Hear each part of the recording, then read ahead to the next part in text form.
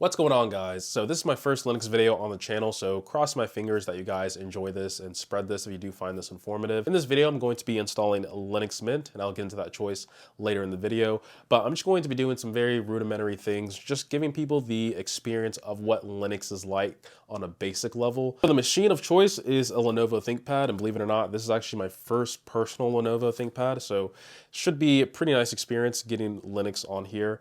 But yeah, without further ado, let's jump into today's sponsor, who is Nobody.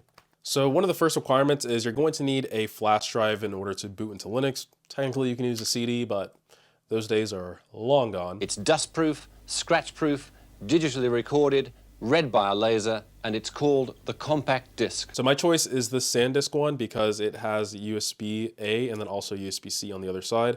And I'm also going to do this on my Mac computer. So I'm just going to plug this in. So like I said before, my install is going to be Linux Mint. All I did was Google Linux Mint, and it's going to be this first one here. You want to go ahead, click on download, and I'm pretty much doing this as if I have no real knowledge of Linux. But I see the first one here. It says Cinnamon Edition. I'm going to hit download. And then you can pretty much choose any one of these that you want. I'd say just choose the world and choose Linux Mint and then wait for it to download. If you're wondering why I'm choosing Linux Mint out of all the Linux distros, it's because I'm just gonna Google what is the easiest Linux to install, which probably doesn't make a lot of sense, but you can see here that Linux Mint, Ubuntu, and Zorin are the top choices just based from a regular Google search. And I think that's what a lot of people are going to be doing. Yes, I understand there's Cachey, there's Arch, but I think for beginner friendly, Linux Mint actually checks a lot of the boxes. There's also SteamOS, but for people who just want to give a life to the old hardware or just kind of have a Windows-like experience, I actually say Linux Mint is probably one of the best choices. I tried Ubuntu back in the day, but it just didn't really give me that feel that Linux Mint did. I didn't use Cinnamon. I actually used this edition down here. I never know if it's Mate or Matte. It's definitely not Matte. But we're just gonna say Mate edition.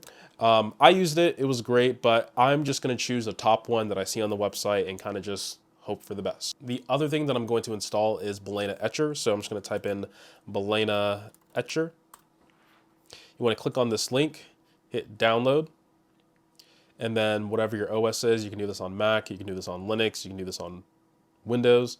I'm going to choose Mac. All right, once the download is done, you want to open up Balena Etcher and you want to do from file, and then you want to select the Linux Mint distro. It should be around a couple gigabytes. You want to hit open, select the target, and you want to select the one that you have plugged into your laptop or computer.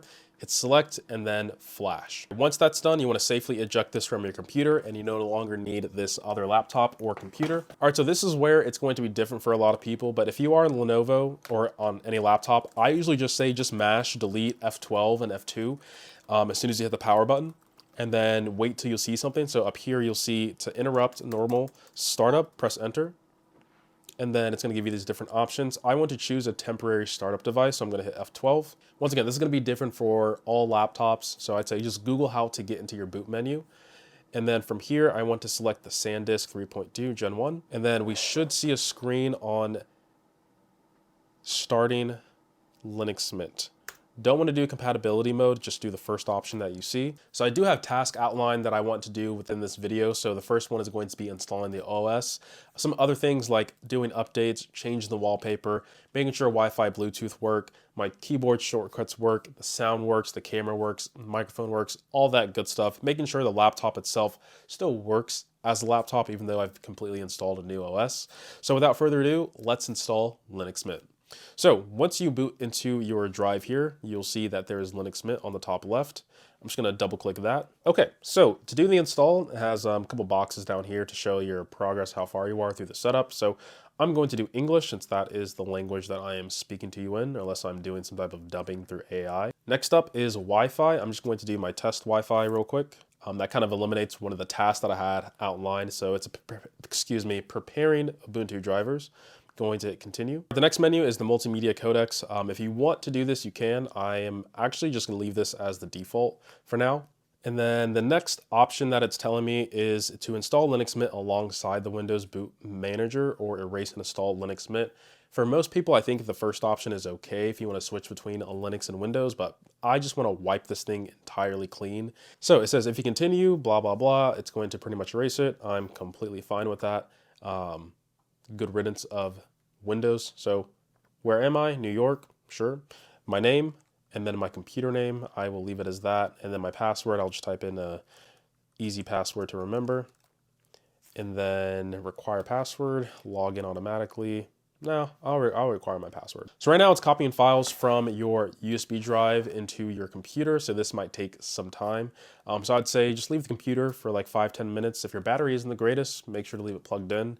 And then I guess I'll be back in, I don't know, 5 minutes. All right, I do apologize if it's hard to see. I'll try to zoom in on the overhead here, but it says the installation is finished and then I can restart. So that's what I'm going to do now. So I'm going to hit restart now. And then I do believe it might prompt us to remove the media, so that's what we're going to do. So removing my USB drive and hitting enter. And then the system should restart on its own. And it should be significantly faster since it's not running off my USB drive. All right, and just like that, we are booted into Linux Mint. So I'm going to type in my password real quick.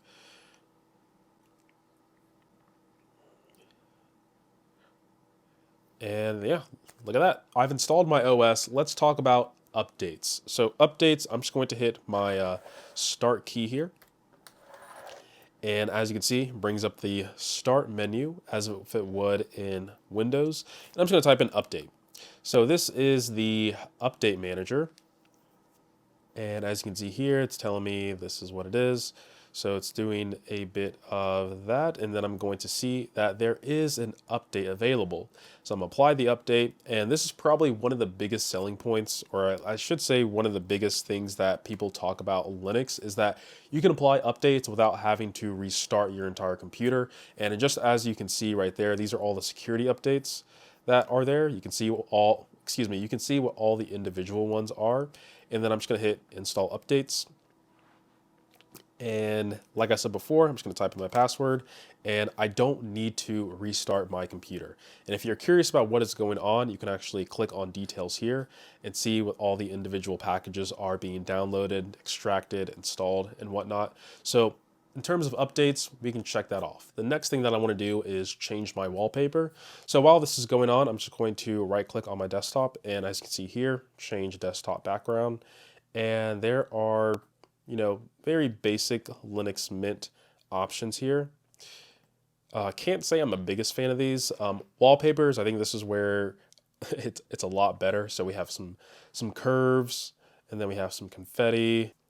Okay, so change the wallpaper. We can cross that off the list. The next thing that I want to do is Wi-Fi. As you can see, Wi-Fi is already connected. Works completely fine.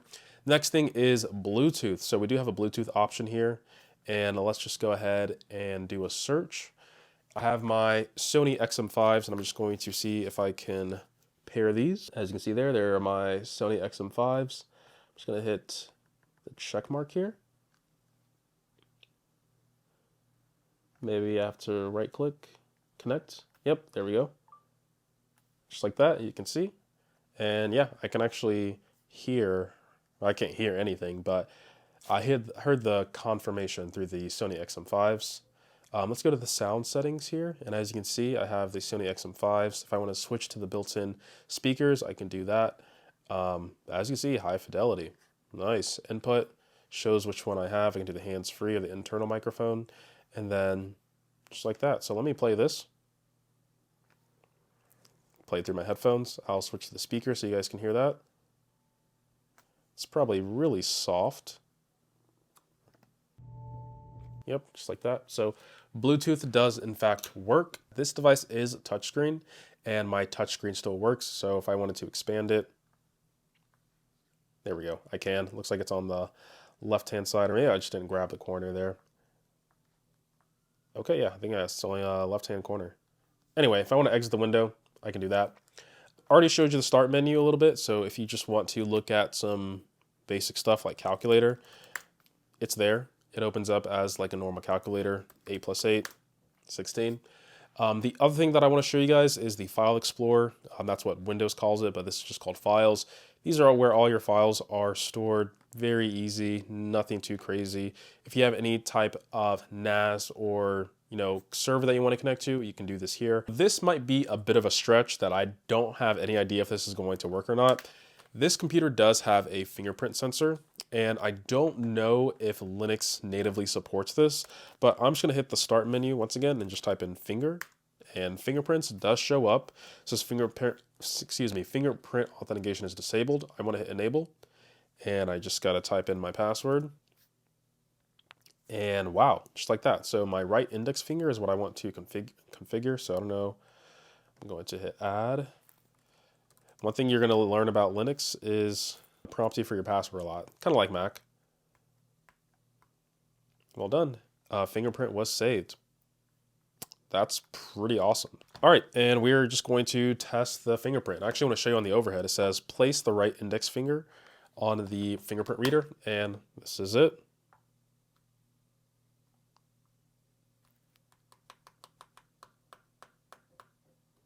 A little awkward. Nothing. Okay, that sucks. Maybe I have to hit login first. Huh? It's kind of weird. Let me log out again. Oh, I see. So it does work. Let me try this again. Let me zoom in so you guys can see. So right now there's no login button. Fingerprint, click here. And then as you can see, now there is the login. Don't know if there's any way for me to change that if I hit the fingerprint, it just automatically takes me into the OS. Let me just type in fingerprint one more time. Nah, it's fine. I guess that's a security thing. That's cool. But nice that I have functionality of my fingerprint on this laptop now. I do want to kind of test out my functions. So this is the volume. So this does mute it. This should increase it. This should decrease it. Nice. And then this is the microphone. Microphone is disabled. Microphone is enabled. And then we have the brightness settings. Just like that. It does in fact work. If I did have an external display, this would work, but unfortunately I don't have anything plugged in right now. This is networking. So as you can see here, my Wi-Fi is no longer connected. It says it's unplugged. Oh, excuse me, I just enabled it. So disabled, and then if I hit it again, it enables it, and then I should be connected to Wi-Fi in not too long here. And then this is a Bluetooth button. Oh, disconnects Bluetooth, interesting. And then that should re-enable Bluetooth. Pretty nice key. And then this is opening up your settings. Maybe that's something specific for Windows, but it doesn't look like it did anything. This is a keyboard button. And this is a favorites button. Yeah, doesn't really seem like it really did anything. Seems like my base of my laptop is like 95% there. So let's now do some things that people would typically install when they get a new laptop. So down here, you have Firefox. If you want to use Firefox, you can, but to be honest, I think a large majority of people are going to install Google Chrome. Go to Google Chrome, hit download for Linux, Debian/Ubuntu, accept and install. Thanks for downloading. Just like that, we are going to have Chrome installed. Oh, so with the new authentication, I can just use my fingerprint. So I'm gonna try that real quick. Wow, that's nice. This might be controversial, but I installed Chrome. Why Chrome? It's because a lot of people use Chrome. You can install Brave, you can install Tor, you can install whatever browser that you want, but in terms of privacy, I don't really care what Google sees. They already have pretty much all the information they need from me.